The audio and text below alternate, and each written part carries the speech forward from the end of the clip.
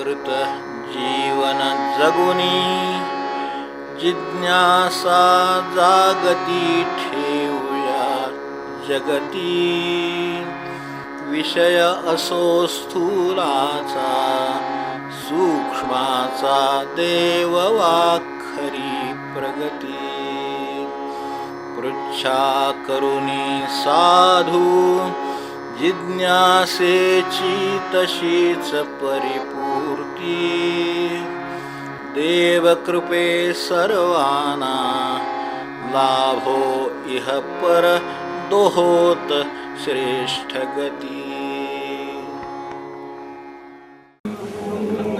गिरिं कृपातमं वन्दे परमानन्दमाधवं श्रीराम समर्थ.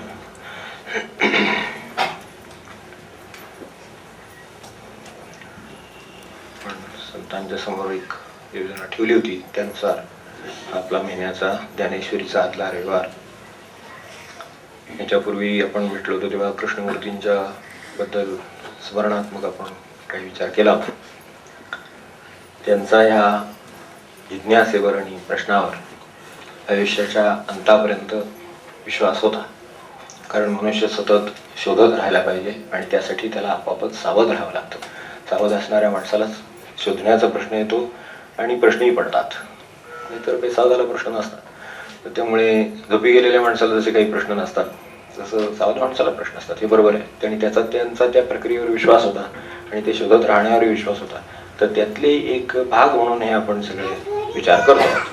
तर त्या दृष्टीने यात काही शक्य जेवढं होत आहे या मर्यादेमध्ये दरवेळेला मागच्या महिन्याचं थोडं राहतंय ते घ्यायचा प्रयत्न करतो. जास्त प्रश्न असतील तर त्यातला एखादा घ्यायचा प्रयत्न करतो आणि याच्यातून काही आपल्याला थोडंसं जर स्पष्टता आली तर ती द्यावी त्यांनी अशी संतांना प्रार्थना करतो. आपण इथे वचन लावतो, त्यात काही वचनांसंबंधी 2 प्रश्न आहेत.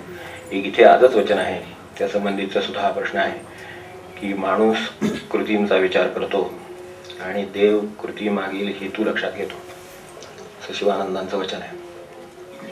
तो माणूस कृतींचा विचार करतो आणि देव कृतीमागचा हेतू लक्षात घेतो, हे आपण लक्षात घेण्याची गरज आहे. हे लावण्याचा हेतू लावण्याचा हेतू एवढाच की आपल्या लक्षात असावं देव आपल्या कृतीवर अवलंबून नाही. किती मोठी आरास केली याच्यावर देव प्रसन्न होत नाही.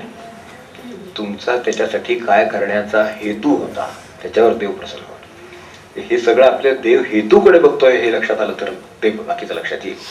ते त्या रकमेवर नाही, त्यांनी केलेल्या आरासीवर नाही, त्यांनी घातलेल्या खेपावर नाही, त्याच्या मनात काय आहे त्याच्यावर आहे. आणि माणसाचा व्यवहार मात्र ह्याच्या बरोबर विरुद्ध आहे की नाही.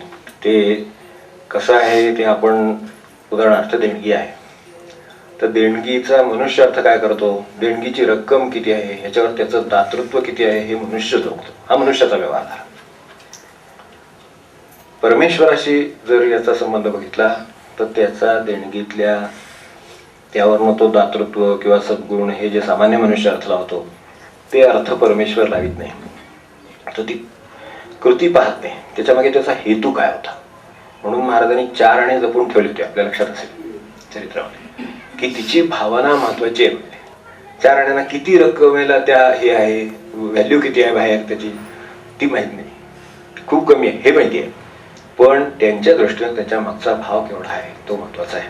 तेव्हा परमेश्वर हे पाहतो तर त्या अर्थाने तो कृतीच्या मागचा हेतू त्याला काहीतरी द्यायचं आहे एवढं त्याला कळतं आणि ते देण्यामागे त्याचा भाव काय आहे हे तो पाहतो. तर त्यामुळे आपण व्यवहारामध्ये मात्र असं नसतं. व्यवहारात जो मनुष्य आहे तो एकापेक्षा 10 रुपये मोठे समजतो, 10 पेक्षा 100 रुपये मोठे समजतो. मग 10 पेक्षा 100 देणाऱ्याला जास्त मान देतो, त्याची व्यवस्था चांगली करतो, असं नाही का. असं सुरू होतं बाहेर सगळीकडे. हा व्यवहार झाला ह्या परमार्थाने. परमार्थामध्ये 1 रुपयावाल्याची जी व्यवस्था आहे तीच 1000 वाल्याची आहे, ती 1 लाख वाल्याची आहे. त्याचा त्याच्याशी संबंध नाही. भावना त्याची कशी आहे, त्याचा हेतू कसा आहे देण्याचा, त्यांनी ते सक्तीन दिलंय का, नाईलाजानं केलंय का, टाकायचं म्हणून केलंय का, हे सगळं तो परमेश्वर लक्षात घेतो.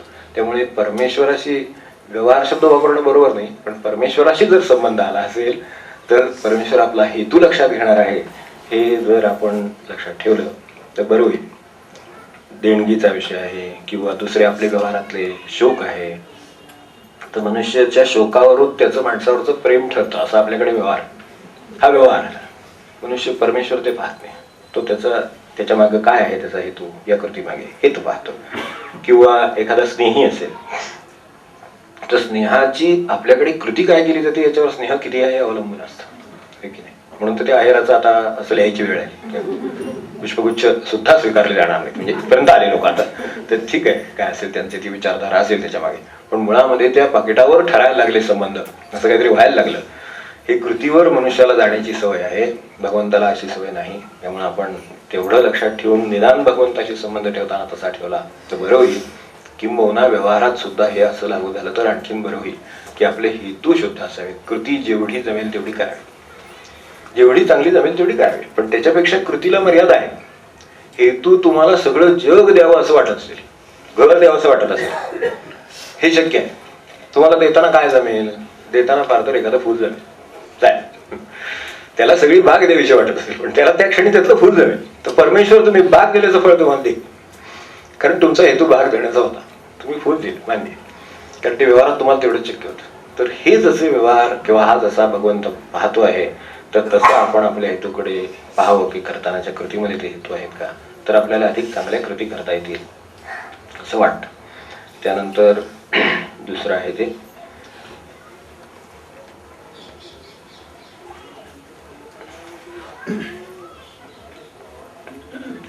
वसुधैव कुटुंबकम. ही भारतीय संस्कृतीची शिकवण आहे. मग परदेशी कायमचं वास्तव्य करण्यात काही चूक आहे का? बरोबर आहे. स्वदेश ही कल्पना संकुचित नव्हे का? मुळात कुठलीही कल्पना संकुचित आहे की व्यापक आहे हे सापेक्ष आहे. मुळातच कशाच्या तरी तुलनेनं एखादी गोष्ट संकुचित, एखादा मनुष्य उंच आहे की ठेंगू आहे कसं ठरवायचं, बाकीच्यांशी बघून ठरवायचं. त्यांच्यापेक्षा तो उंच आहे का त्यांच्यापेक्षा असं काय, एखाद्याकडे पैसा जास्त आहे का कमी आहे कसं ठरवायचं, इतरांच्याकडे बघून ठरवायचं, काहीतरी प्रमाण आहे. म्हणजे त्या सगळ्या कल्पना सापेक्ष आहे. तर ह्याच्यातली जी संकुचिततेचा जो विषय आहे, ती संकुचित की व्यापक हा प्रश्न मुळात आपण कसं पाहणार.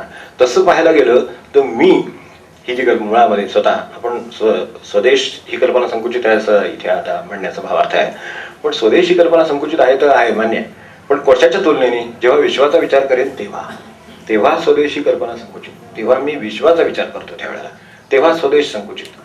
जर मी माझ्या राज्याचा विचार करत असेल तर मग त्यावेळेला आता देशाचा विचार करताना राज्य ही कल्पना संकुचित. उद्या देशावर संकट आलं तर राज्य बाजूला ठेवावं लागेल, देशाच्यासाठी राहावं लागेल.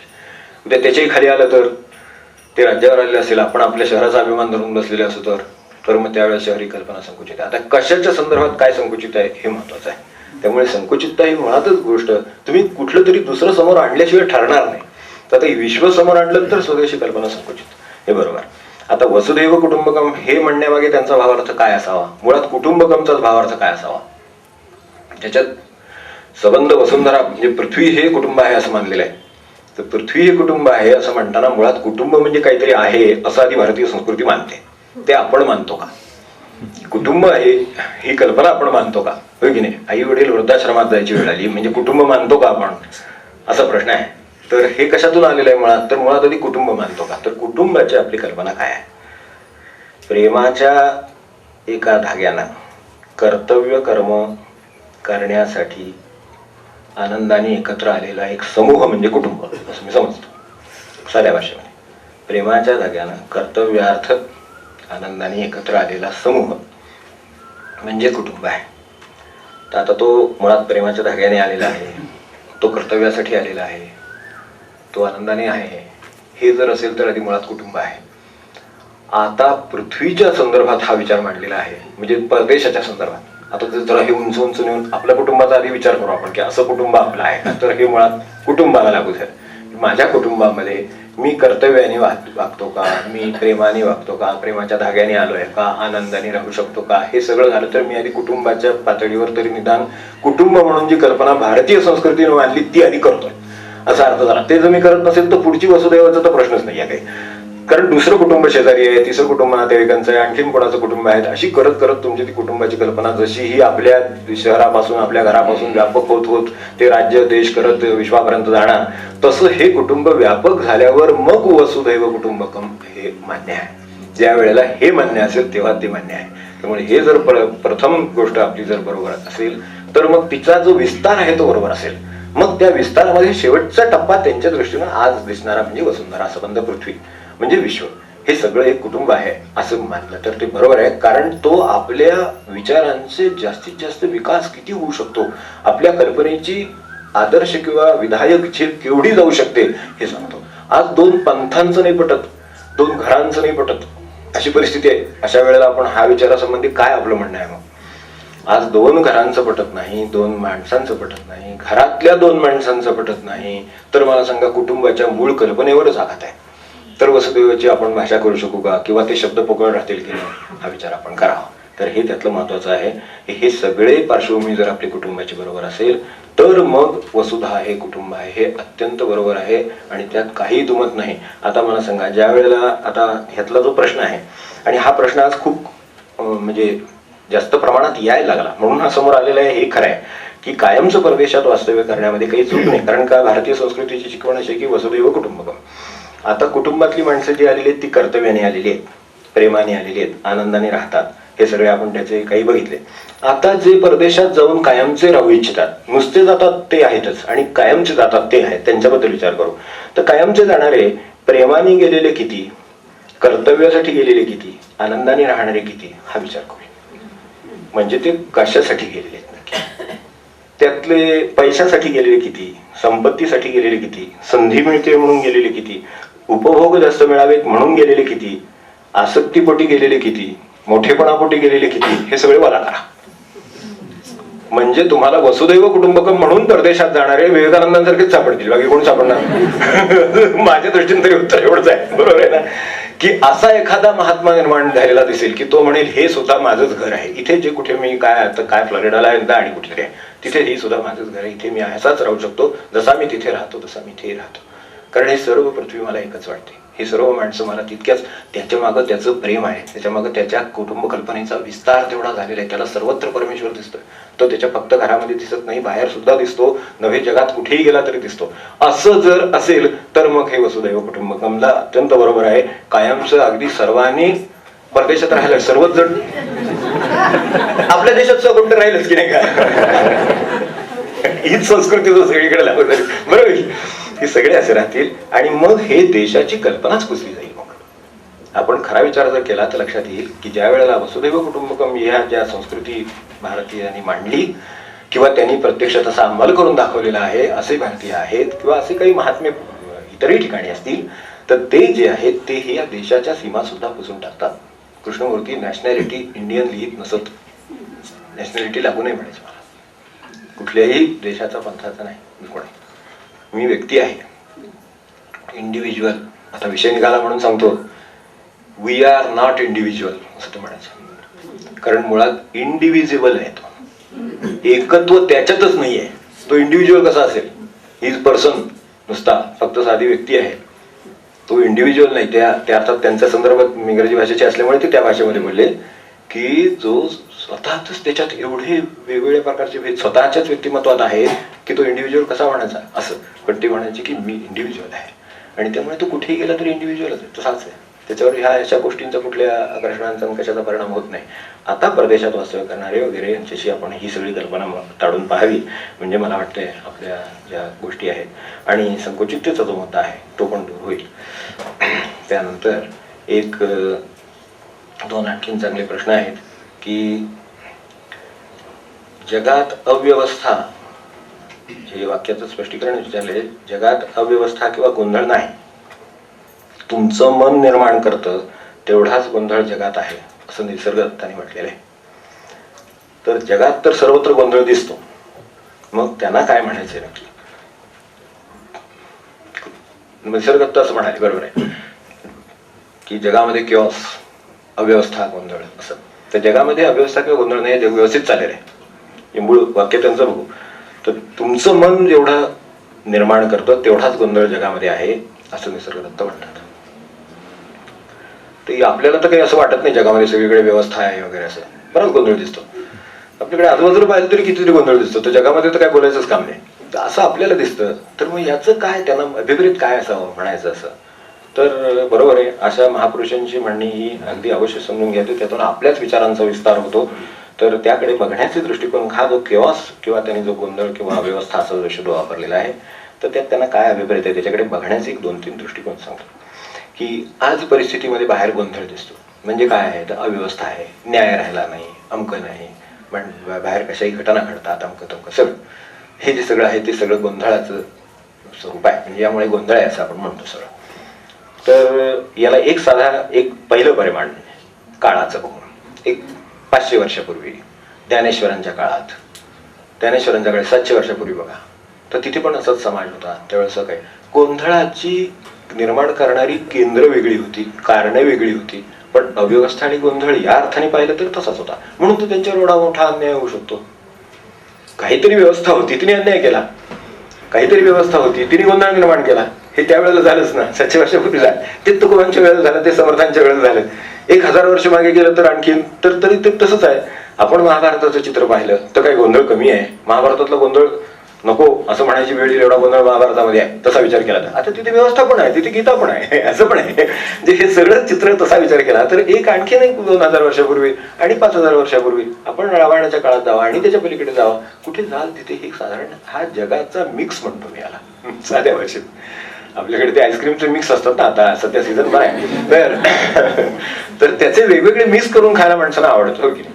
तसं परमेश्वराला हे असे काहीतरी मिक्स करायला आवडतं बहुतेक व्यवस्थेला, असे काहीतरी वाटते, तर त्यामुळे ती मिक्स करते. त्यावेळेचं काहीतरी मिक्स वेगळा होता थोडासा, यावेळेचं मिक्स, पण मिक्स आहेच. म्हणजे त्याच्यामधलं जो अव्यवस्था किंवा जी गोंधळ आहे ते तसे तेव्हाही होते, मध्येही 1000 वर्षापूर्वी होते, आता 500 वर्षापूर्वी होते, दत्त तुकोबांच्या 300-400 वर्षापूर्वीच्या समर्थांच्या काळात होते, आज आहेत, कदाचित असेच राहतील असं आपण म्हणू. आपल्याला काय आवड आहे त्याची नाहीये, पण हे सगळं असं आहे एवढं कर. अर्थात याच्याबरोबर दुसरा हा विचार हा पण आहे की समर्थ पण होते त्याच काळात तुकोबा पण होते, त्याच काळात ज्ञानेश्वर पण होते, त्या काळात राम पण होता, हे सगळे होते, ते आपापल्या परीने सगळे उद्धरून गेले. 100 वर्षापूर्वी गोंधळ होता, त्या काळात महाराज नव्हते का? महाराज म्हणे घोर कली पुढे घोर येईल असं म्हणाले. शब्द घोर कली महाघोर आहे. आता त्यावेळेला स्वतःला त्याचे चटके किंवा झाडा जाणवत होते, अशी परिस्थिती होती. आजही जाणवते तशी परिस्थिती आहे. तीच तुकोबांच्या काळात आपण अभंग वाचले तर वाचणार नाही एवढा गोंधळाची वर्णन त्यांनी केलेली आहे. निरंजन रघुनाथांचं गुरु नवेरे गोरे म्हणावे, पुष्कळ भराला आठरे, गोंधळाचं चित्र आहे, एका विषयाबद्दल आहे. असे सर्व विषयांच्या बद्दलचे अभंग आणि हे आपल्याला सापडतं. पण त्यात निरंजन रघुनाथांना दत्तदर्शन होतं हेही तितकंच काय, ते त्याच गोंधळामध्ये आहे ना सगळ्यात. म्हणजे हे सगळे गोंधळ जरी बाह्यतः असले तरी जो मनुष्य गोंधळ रहित राहू इच्छितो त्याचं रक्षण करणं आणि त्याची प्रगती घडवून आणणं ही व्यवस्था पण याच व्यवस्थेचा एक भाग म्हणून आहे. ती आपल्याला जर तशी ठेवायची असेल तर आपण तसं राहू शकतो. त्यामुळे आपण मनानं त्या गोंधळात सामील व्हायचं का नाही हा प्रश्न आहे. त्या गोंधळ आहे हे मान्य आहे, अव्यवस्था आहे, मी अव्यवस्थेचा भाग होऊ इच्छितो का? तर नाही, मला व्यवस्था मान्य आहे, मला शिस्त असावी असं वाटतं, मला चांगल्या मार्गाने चालायचं आहे. तर रामाच्या काळात चांगल्या मार्गाने चालायला वाव आहे. ज्ञानेश्वरांच्या काळात ज्ञानेश्वर धरून जातात, ते सांगतात मला 20 वर्षी मला काही आता नको आहे, मला सगळं शांत, सगळं छान, सगळ्या जगाचं कल्याण होते असं म्हणून जातात.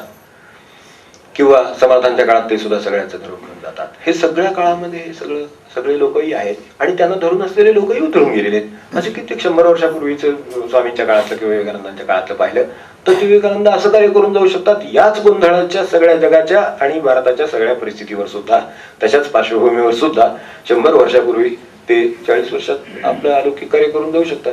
अगदी मागे गेलं शंकराचार्यांच्या काळात सुद्धा तोच गोंधळ होता, तरी 30-32 वर्षी जाऊ शकतात. सगळ्या गोंधळामध्ये उतरून जगाच्या उद्धाराची पुढची 1000 वर्षांची 10,000 वर्षांची सोय करून जाऊ इच्छितात किंवा जाऊ शकतात.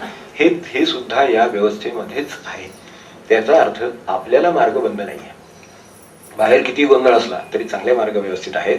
तर ते फक्त समजून घेण्याचा विषय. आपल्याला थोडासा ब्रॉड पर्स्पेक्टिव्ह, थोडासा जर व्यापक दृष्टिकोन असला तर लक्षात येईल की हे असंच आहे, आपलं फक्त वाट आपण ठरवायची आहे ती. म्हणून त्यांनी म्हटले तुमच्या मनाचं बघा आता काय ते, तर त्याला किती गोंधळ हवा आहे.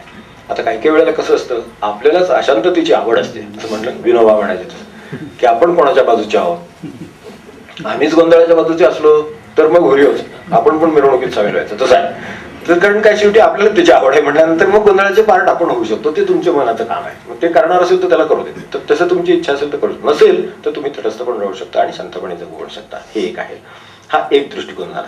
आता ह्या वाक्याकडे बघण्याचं दुसरं एक की ह्या गोंधळ निर्माण कसा झाला असा क्षणभर विचार करूया. या वाक्यातला जो मध्येचा अर्थ आहे तिथं जवळ जायला अधिक ही बाब उपयोगी आहे की क्रिएशन ऑफ किऑस. हा ठीक आहे, हा जो झाला गोंधळ हा कसा झाला असेल, महाभारतामध्ये गोंधळ झाला उदाहरणार्थ, त्या काळात परिस्थिती लक्षात घेऊ, ती कशामुळे झाली असेल? काही कृती गोंधळाच्या झाल्या म्हणून तसं झालं, बरोबर.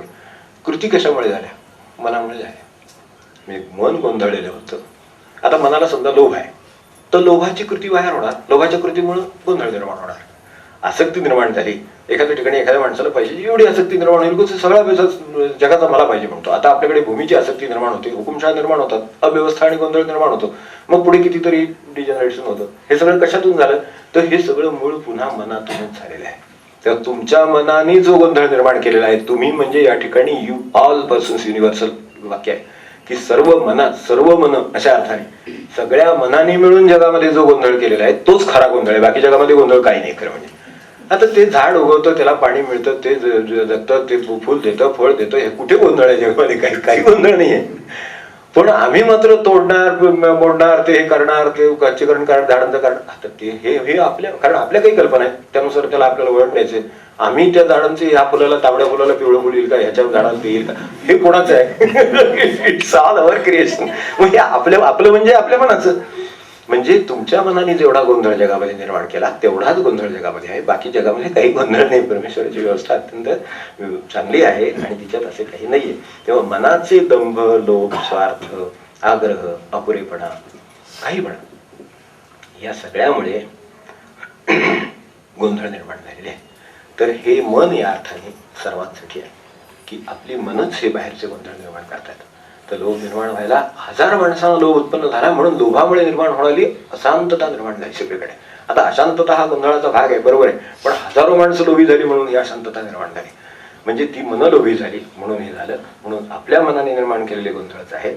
आपल्या मनापुरतं सुरुवातीला सांगितलं तसं तेवढं स्वातंत्र्य आपल्याला आहे. निर्लोभता ही आपल्याला वेळात येण्यासारखी शक्य आहे आणि मग मनाला शांतताही शक्य आहे. गोंधळाचा त्रास नाही आपल्याला. हा एक भाग झाला. त्यानंतर तिसरं या वाक्याकडे बघण्याचा दृष्टिकोन आहे. इथे ते म्हटलेलं आहे जगात अव्यवस्था किंवा गोंधळ नाही, तुमचं मन निर्माण करतो तेवढाच गोंधळ जगात आहे. हे जग कोणतं? मनाच्या बाजूने सांगितलं. तसं दुसऱ्या बाजूने सांगतो, हे जग म्हणजे it is your on world. स्वतःच एक माणसाचं जग असतं. एक मनुष्य जगतो ना, तो सुद्धा एका विशिष्ट जगामध्ये जगतो. स्वतःच एक जग आहे, त्याची काही माणसं आहेत, त्यांचे संबंध आहेत किंवा काय व्यवहार आहेत, हे सगळे प्रत्येक माणसाचं एक जग आहे. त्या जगामध्ये स्वतःच्या मनामुळे गोंधळ निर्माण झाले आहेत. आपल्याला आपल्या जगाशी सुसंवादी राहता येणं शक्य आहे. त्यात फक्त आपल्या मनाचे गोंधळ नाही पाहिजेत. माझ्या मनाचे स्वार्थ, लोभ, अपुरेपणा, काय चुकीचे संस्कार, काय जे असेल ते जर मी बाजूला ठेवायचं ठरवलं तर काही अवघड नाहीये. पण मी जर ते सगळं आग्रह चालवायचे ठरवले तर माझ्या जगामध्ये गोंधळ निर्माण होतो. बाकीचे जग फार मोठे आहे. आपण आपल्या जगाचा विचार करू क्षणभर. हा या वाक्याकडे बघण्याचा तिसरा दृष्टिकोन आहे की जगामध्ये जे गोंधळ आहेत म्हणजे इन आवर ओन वर्ल्ड, आपल्या स्वतःच्या विश्वामध्ये. आणि बघा तुम्ही, जर मनुष्य खरोखर मनाने जर स्वतः सुसंवादी झाला तर तो स्वतः आनंदात असतो. कदाचित त्याचं जे बाजूचं जग आहे म्हणजे ती घरची माणसं म्हणा, काय त्याचे नातेवाईक म्हणा, काय जे परिवार काय असेल तो, तेवढं त्या जगामध्ये कदाचित व्यवस्था काय असेल ते असेल, पण ह्याला त्याच्यावर काही परिणाम नसतो. अशा तऱ्हेनं तो राहू शकतो. म्हणजे मनाच्या बाबतीत विचार केला तर स्वतःच्या विश्वापुरतं म्हणजे स्वतःच्या जगापुरतं सुसंवादीपण आणणं ही गोष्ट आपल्याला शक्य आहे आणि ती तेवढी आपण करावी असं त्यांना सुचवायचं आहे. तर if the mind is orderly then there is no chaos in my world. माझं जग जर, माझं मन जर सुव्यवस्थित असेल तर माझ्या जगामध्ये अव्यवस्था असणार नाही. पण माझं मन अव्यवस्थित असतं, अशांत असतं, म्हणून माझ्या जगामध्ये अशांतता आणि अव्यवस्था किंवा गोंधळ असतो. हे आपण लक्षात घेतलं तर ह्या वाक्याचं म्हणजे क्लिअर होईल असं वाटतं. कसं आणता येतं तर आपल्याला ज्या गोष्टी म्हणजे प्रगतीच्या दृष्टीनं निकोप स्पर्धा असते, स्थैर्य असतं, उच्च ध्येय असतात, त्याग असतो, आनंद असतो, ह्या अनेक गोष्टी अशा आहेत की ज्या मनामध्ये सुसंवाद किंवा अव्यवस्था दूर करतात, सुसंवाद निर्माण करतात. तर त्या जर आपण काही त्याची उपासना करू शकलो किंवा अंमलात आणू शकलो तर हा अशा तऱ्हेचा गोंधळ बाहेर दिसणार नाही. जो गोंधळ आहे त्याचा आपल्याशी काही संबंध नाही असं लक्षात ठेवलं तरीच आहे. नंतर परमार्थात दांभिकता नको, पण स्वतःची दांभिकता कशी ओळखावी. तर अगदी प्रामाणिक प्रश्न आहे तसा विचार केला तर, की परमार्थात दांभिकता नको, खरं सांगायचं तर कुठंच दांभिकता नको, पण प्रपंचामध्ये किमान दांभिकतेशिवाय चालतच नाही. किमान दांभिकता म्हणजे जे आत आहे ते नाही बाहेर दाखवणं. हे जे दांभिकतेची लक्षणं काय आहेत ती पण बघू. तर ते केल्याशिवाय प्रपंचात चालत नाही. आणि प्रपंचापुरतं त्यांनी बाजूला ठेवलं एक परिणाम बरोबर आहे. परमार्थाच्या बाबतीत मात्र दांभिकता नको, कारण परमार्थ हा निर्दंभ किंवा अदंभ आपल्याकडे गीतेत म्हटल्याप्रमाणे, तर तसं अदंभ होण्याचा हा मार्ग आहे. त्यामुळे तिथे दांभिकता नको. यासाठी स्वतःची दांभिकता कशी ओळखावी. मुळात दांभिकता म्हणजे काय, जे आपण ज्याला हिपॉक्रेसी म्हणतात किंवा ढोंग म्हणतात, दंभ म्हणतात, ते जे सगळं आहे शो बिझनेस, आपल्याकडच्या अलीकडचं जरा अधिक चांगलं हे शब्द कळण्यासारखं म्हणजे, तर ते जे सगळं आहे ते दांभिकता आहे.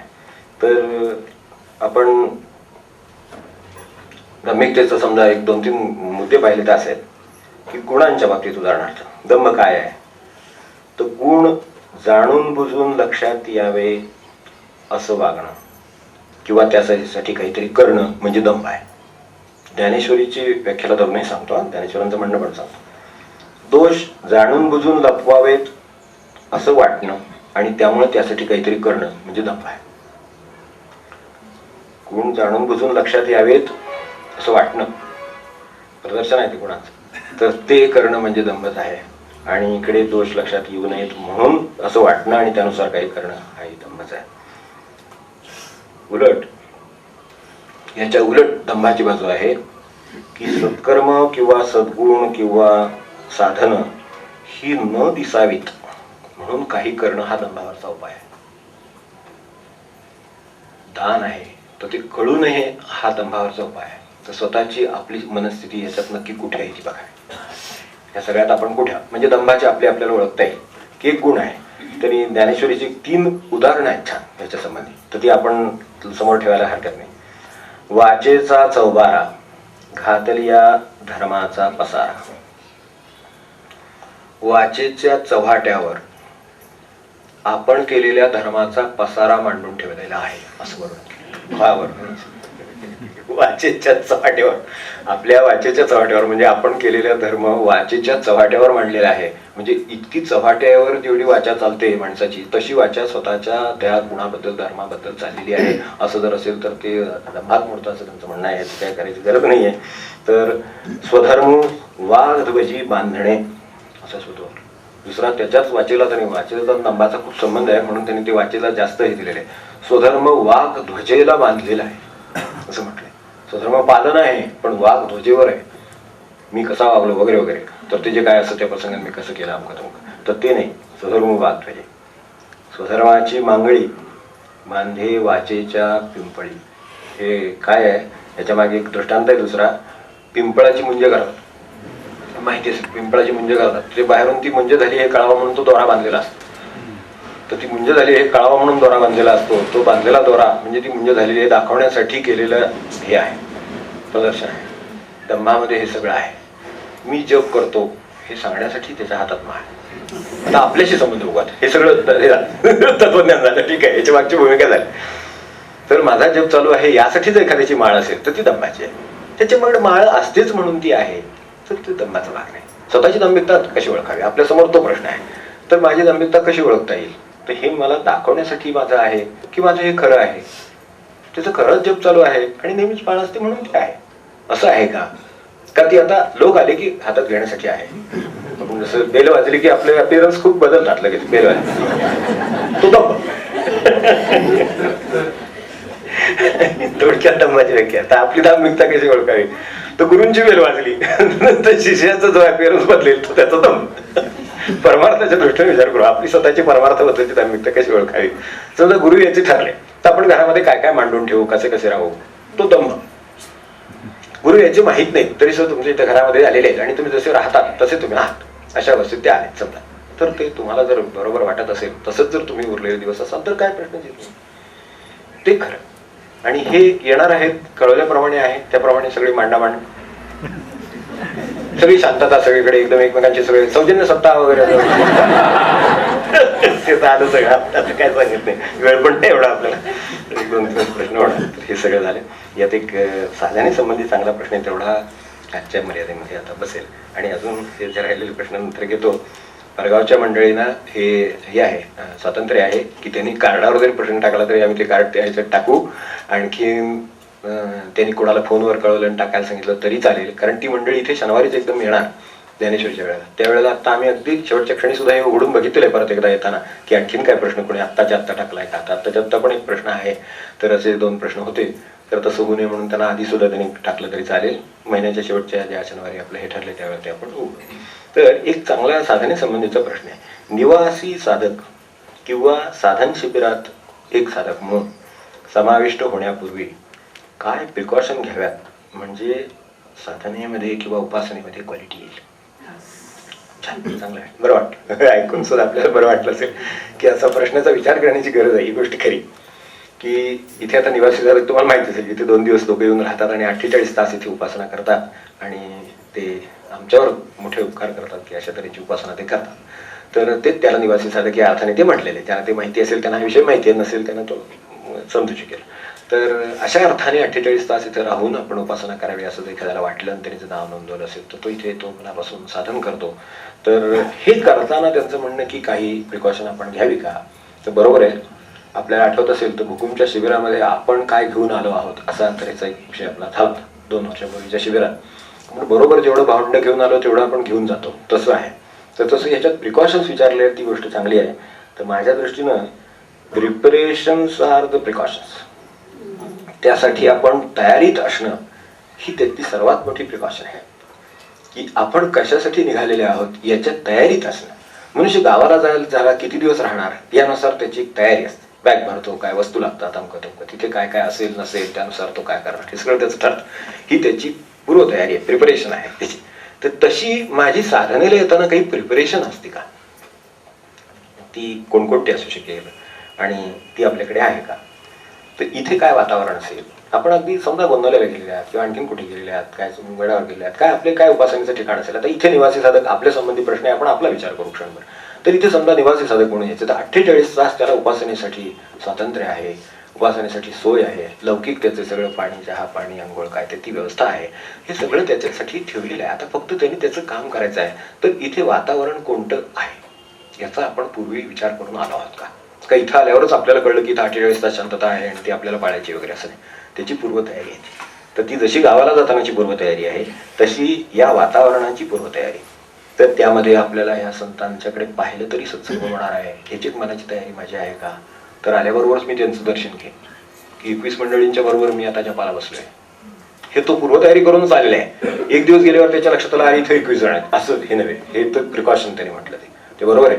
त्याचा जर लाभ घ्यायचा असेल तर आल्याबरोबर पहिलं संतांच्या प्रवेशता नमन माझे समजता, तर तिथे तो आधीच तयारी केलेली आहे ती. म्हणून ते श्लोक खरं म्हणजे या पायऱ्या चढताना म्हणण्यासाठी लिहिलेले 10 चढताना म्हणण्यासाठी लिहिलेले म्हणून ते मुळात आहेत. आपण आता बसून म्हणून ते गोष्टी वेगळी. पण अशा तऱ्हेचं ते अभिप्रेत आहे की माझं संतछाया प्रवेशता हे त्याच्या मागे ते आधी घरूनच ते वाचून आलं पाहिजे असं अपेक्षित आहे. ते वातावरण कोणतं आहे याच्याशी मी परिचित आहे काय, इथलं ध्येय कोणतं आहे त्याच्याशी आपण परिचित आहोत का, म्हणजे कोणकोणते प्रिकॉशन आहेत. तो वातावरणाचा पूर्व परिचय, ध्येयाचा पूर्व परिचय, बाकी लौकिक दृष्ट्या काहीही नको आहे. काही आपण एकमेकांना घ्यावं असं नाही. व्यवहाराचं तेवढं असेल तो आपण हा फक्त ज्या आपण करतोय, पण बाकीचे इतर लौकिक व्यवहाराचं काही करीत नाही, त्यांनीही काही करावं अशी अपेक्षा नाही. तर इथलं ध्येय काय आहे, तर आपल्याला उत्तम उपासनेसाठी एक संधी मिळावी जी आपली प्रपंचामध्ये कठीण पडते एरवी, ती मिळावी हे ध्येय आहे. आणि त्यातून आपला उद्धार व्हावा, आपल्या उपासनेला गती मिळावी हे ध्येय आहे. याची कल्पना आपल्याला तिथे आहे का, ही आधीची पूर्वतयारी. तसं साधना, इथे साधना कोणती कोणती करता येतील याची आपण विचार करून आलो आहोत का. येताना शिबिरात सुद्धा, शिबिरात आपल्याला 3 दिवस असतात किंवा 2 दिवस असतात. तर त्या 3 दिवसामध्ये मला स्वतःला आणखीन काय काय साधन करता येईल, तिथे काय काय आहे आणि मला कोणतं कोणतं करता येईल. तर तिथे जे चाललेलं आहे आता प्रत्यक्ष तिथली प्रिकॉशन्स कोणते आहेत, तर तिथे चाललेल्याविषयी मी तत्पर आहे का.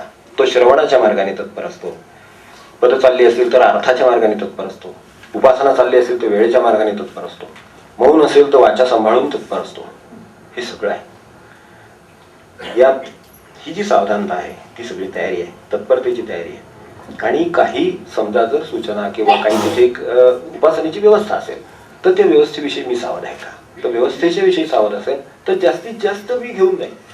कारण ती व्यवस्था बसवताना तो विचार केलेलाच असेल, किती उठावं किंवा विश्रांती घ्यावी, काय करावं, दिवसभरामध्ये जप कसा करावा, किती वेळ मिळेल, मौन कोण कसं पाळावं, काय जे आपल्याला म्हणायचं असेल ते. तर अशा तऱ्हेचं सगळं त्यांनी विचार करून आलेले असतील तर हे करता येईल. आणि ह्या सगळ्या प्रिपरेशन त्याची केलेली म्हणजे हे होईल. आणि ते म्हणतात ते अत्यंत खरं आहे की त्यामुळं क्वालिटी पण येईल या सगळ्याला. म्हणजे 48 तास दुसरीच जाणार नाही.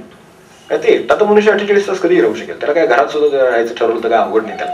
पण इथे येऊन राहण्यात तो काय घेऊन जाणार, तर तो हे सगळं विचार करून आलाय का, म्हणजे ध्येयाचा विचार केला का, वातावरणाचा विचार केला का, नंतर शासनांचा विचार केला का, त्याविषयी तत्पर आहे का, सावध आहे का, आज्ञापालन किंवा सूचनांचं त्याची बाजू आहे का, हे सगळं आहे.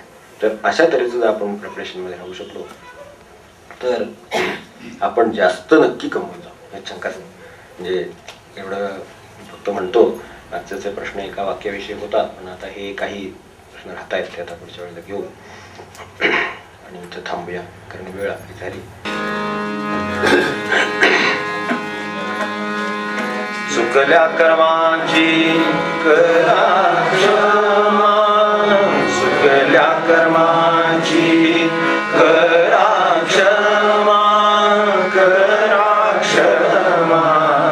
तुमचा परोजा दिला तुम्हापाशी, तुमचा परोजा दिला तुम्हापाशी. चुकल्या कर्मांची करा क्षमा, चुकल्या कर्मांची करा क्षमा, करा क्षमा. तुमचा परोजा दिला तुम्हापाशी, तुमचा परोजा दिला तुम्हापाशी. तुमच्या पायांची मज जोड व्हावी, तुमच्या पायांची मज जोड व्हावी. आणि कधी जीवी नाही आशा, आणि कधी जीवी नाही आशा, नाही आशा. तुमचा परोजा दिला तुम्हापाशी, तुमचा परोजा दिला तुम्हापाशी.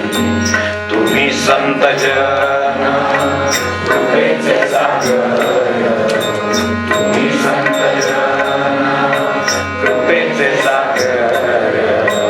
दास मी पतित हीन दीन, दास मी पतित हीन दीन, हीन दीन. तुमचा परोजा दिला तुम्हापाशी, तुमचा परोजा दिला तुम्हापाशी. जय राम विठ्ठल तुमचा सेवक, जय राम विठ्ठल तुमचा सेवक. चरणी मस्तक असो माझे, चरणी मस्तक असो माझे, असो माझे. तुमचा परोजा दिला तुम्हापाशी, तुमचा परोजा दिला तुम्हापाशी. चुकल्या कर्माची करा क्षमा, चुकल्या कर्माची करा क्षमा, करा क्षमा. तुमचा परोजा दिला तुम्हापाशी, तुमचा परोजा दिला तुम्हापाशी, तुमचा परोजा दिला तुम्हापाशी. जानकी जीवन स्मरण जय जय राम.